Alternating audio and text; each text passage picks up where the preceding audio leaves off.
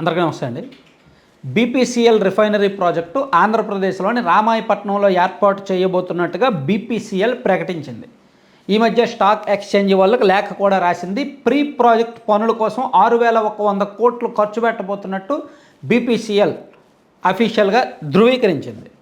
So దీనికి చాలా కసరత్తు జరిగింది, చాలా బ్యాక్ అండ్ వర్క్ జరిగింది.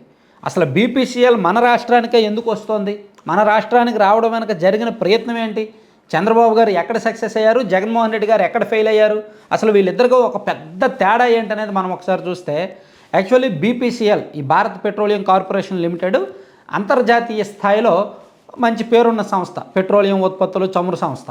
ఫార్చ్యూన్ 500 కంపెనీస్లో ఇది కూడా ఒకటి ఉంది. సో ఈ బీపీసీఎల్ నుంచి విదేశాలు కొన్ని దేశాలకు ఈ చమురు ఉత్పత్తులన్నీ కూడా ఎక్స్పోర్ట్ అవుతాయి. సో దాని నిమిత్తం వీళ్ళు రిఫైనరీలు యూనిట్లు ఎక్కడికక్కడ పెడుతుంటారు. దీనిలో భాగంగా ఆల్రెడీ దేశవ్యాప్తంగా 4 చోట్ల బీపీసీఎల్ రిఫైనరీలు ఉన్నాయి. ముంబైలో ఒకటి ఉంది, కోచిలో ఒకటి ఉంది, అలాగే మధ్యప్రదేశ్లో ఒకటి ఉంది, బినా అనే ఏరియాలో, అలాగే అస్సోంలో ఒకటి ఉంది. సో దేశవ్యాప్తంగా 4 బీపీసీఎల్ రిఫైనరీ యూనిట్లు ఉన్నాయి. సో 5వ యూనిట్ ఏర్పాటు చేయాలని బీపీసీఎల్ గతేడాదే ఫిక్స్ అయింది. గతేడాదే వాళ్ళ బోర్డ్ ఆఫ్ డైరెక్టర్స్ మీటింగ్లో ఫిక్స్ అయ్యారు. ఎప్పుడు 2023 డిసెంబర్ ఆ టైంలోనే. కాకపోతే ఎక్కడ పెట్టాలి, ఎక్కడ ఏర్పాటు చేయాలి అనుకున్నప్పుడు గుజరాత్, మహారాష్ట్ర, తమిళనాడు, పశ్చిమ బెంగాల్ ఈ 4 రాష్ట్రాలు పోటీ పడ్డాయి మొదట. అందులో గుజరాత్ రాష్ట్రం అంటే తెలుసు, బీజేపీ పెద్దల సొంత రాష్ట్రం కాబట్టి వాళ్ళు ఇచ్చేమనే చెప్తారు. కానీ బీపీసీఎల్ అన్ని రకాల ఆలోచనలు చేసింది. సో ఈ రాష్ట్రాల నుంచి సబ్సిడీలు ఇస్తామని, భూములు తక్కువ ధరకు ఇస్తామని రకరకాల ప్రపోజల్స్ వెళ్ళినప్పటికీ వాళ్ళు ఆగారు. సో అట్లీస్ట్ మన ప్రభుత్వం, గత ప్రభుత్వం ఆ ప్రయత్నం చేయలేదు, బీపీసీఎల్ వాళ్ళని సంప్రదించలేదు. అసలు ఇది వస్తుందనే సంగతే బహుశా తెలియదు. అలా తెలియాలంటే వీళ్ళకి అంకితభావం ఉండాలిగా, డెడికేషన్ ఉండాలిగా.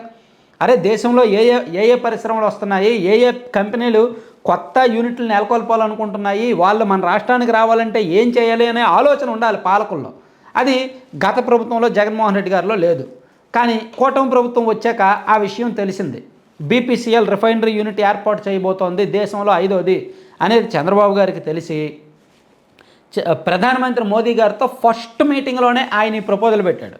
అది ఖచ్చితంగా మా రాష్ట్రానికి రావాలి, మా రాష్ట్రానికి ఒక పెద్ద పరిశ్రమ ఒకటి ఏర్పాటు చేయాల్సి ఉంది, మన మీద నమ్మకంతో ఓట్లు వేశారు, సో మన రాష్ట్రానికి ఏదో ఒకటి చేయాలి కాబట్టి బీపీసీఎల్ మా రాష్ట్రానికి వచ్చేలాగా మీరు కొంచెం పెద్దన్న పాత్ర తీసుకోండి, దానికి సంబంధించిన సబ్సిడీస్ కానీ భూములు కానీ ఇవ్వడానికి మేము సిద్ధంగా ఉన్నాము, వాళ్ళు ఏమడుగుతారా ఇస్తాము, ఓయా మీడియాగా మాట్లాడుకొని ఫైనల్ చేసుకుందామని చెప్పి చంద్రబాబు గారు ఒక ప్రపోజల్ నరేంద్ర మోదీ గారి దగ్గర పెట్టడం, ఆయన కూడా బీపీసీఎల్ అధికారులకు చెప్పడం, చంద్రబాబు గారు బీపీసీఎల్ బోర్డ్ ఆఫ్ డైరెక్టర్స్తో భేటీ అయ్యి ఈ విషయాలన్నీ కూడా చేరవేయడం, ఆంధ్రప్రదేశ్ రాష్ట్రం నుంచి కొంతమంది అధికారుల బృందం మరోసారి వెళ్ళి బీపీసీఎల్ వాళ్ళతో చెప్పడం, ఇదంతా కూడా అయినప్పటికీ 2024 ఆగస్టు సెప్టెంబర్లో ఖరారైంది. ఓకే బీపీసీఎల్ వాళ్ళు ఫిక్స్ అయ్యారు, ఓకే మీ రాష్ట్రంలో పెడతాం, 100% మీ దగ్గరే పెడతాం, సో మాకేమి ఇస్తారు అనేది అడిగినప్పుడు వాళ్ళ మధ్య కొన్ని చర్చలు జరిగి అన్నిటికీ బీపీసీఎల్ అధికారులు ఆమోదం తెలిపారు. చివరికి మొన్న డిసెంబర్ నెలాఖరున అనుకుంటా కదా, ఒక 4-5 రోజుల కిందట ఎస్ఐసికి లేఖ రాశారు. ఈ స్టాక్ ఎక్స్చేంజ్ వాళ్ళకి లేఖ రాసి ఇదిగో బీపీసీఎల్ ఆంధ్రప్రదేశ్లో మేము ఏర్పాటు చేయబోతున్నాము, దీనికి సంబంధించి 6,100 కోట్ల ప్రీ ప్రాజెక్ట్ వ్యయం, ఇది మొత్తం పెట్టుబడి కాదు. పాపం వైసీపీ ఫేక్ గాళ్ళు కొంతమంది ఉన్నారు, ఈవెన్ సాక్షిలో కూడా 6,100 కోట్లే పెట్టుబడులు బీపీసీఎల్ వాళ్ళు, కూటమి ప్రభుత్వం ఏమో 80,000 కోట్లు 90,000 కోట్లు అని చెప్పింది, అబద్ధం చెప్పింది. కానీ బీపీసీఎల్ వాళ్ళు చేసేది 6,100 అని ప్రచారం చేశారు. కాదు, వాళ్ళు పెట్టుబడి పెట్టేది ఒక రిఫైనరీ యూనిట్ పెట్టాలంటే మినిమం 50,000 కోట్లు ఖర్చు అవుద్ది.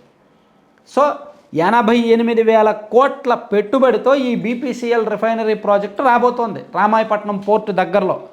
సో అక్కడ వీళ్ళు ఉత్పత్తి చేసే పెట్రో ప్రొడక్ట్స్ పోర్టు ద్వారా ఎక్స్పోర్ట్ చేస్తారు, అందుకు పోర్టు దగ్గరే ఇది పెట్టాలి, సముద్ర తీరంలోనే ఇది పెట్టాలన్నమాట. సో దీనివలన ప్రత్యక్షంగా పరోక్షంగా దాదాపుగా 2 లక్షల మందికి ఉపాధి అవకాశాలు అయితే రావచ్చు, ప్రత్యక్షంగా పరోక్షంగా. అయితే డైరెక్ట్గా ఒక 25,000 మందికి ఉద్యోగాలు ఉంటాయి అంటున్నారు. సో దీని మీద అయితే క్లారిటీ లేదు, ఎంతమందికి ఉద్యోగాలు వస్తాయనేది ఒక్కొక్కరు ఒక్కో సంఖ్య చెప్తున్నారు. అది ప్రస్తుతానికి ఉన్న ప్రపోజల్ అన్నమాట. సో ఓవరాల్గా బీపీసీఎల్ మన రాష్ట్రానికి అయితే అంత ఈజీగా రాలేదు, పెద్ద రాష్ట్రాల పోటీని తట్టుకుంది, పెద్ద రాష్ట్రాల పోటీని తట్టుకొని ఆంధ్రప్రదేశ్ రాష్ట్రానికి బీపీసీఎల్ రాబోతోంది. ఈ విషయంలో మనం కూటమి ప్రభుత్వాన్ని అప్రిషియేట్ చేయాలి ఖచ్చితంగా. అయితే ఇది ఎప్పుడు కార్యరూపం దాల్చుతుంది, ఎప్పుడు పూర్తవుద్ది, ఎప్పుడు నుంచి ఉద్యోగాలు వస్తాయి, ఎప్పుడు పూర్తి స్థాయి పెట్టుబడులు పెడతారనేది మనకు తెలియాలంటే మేబీ ఒక 2-3 సంవత్సరాలు పట్టొచ్చు కాక. Thank you.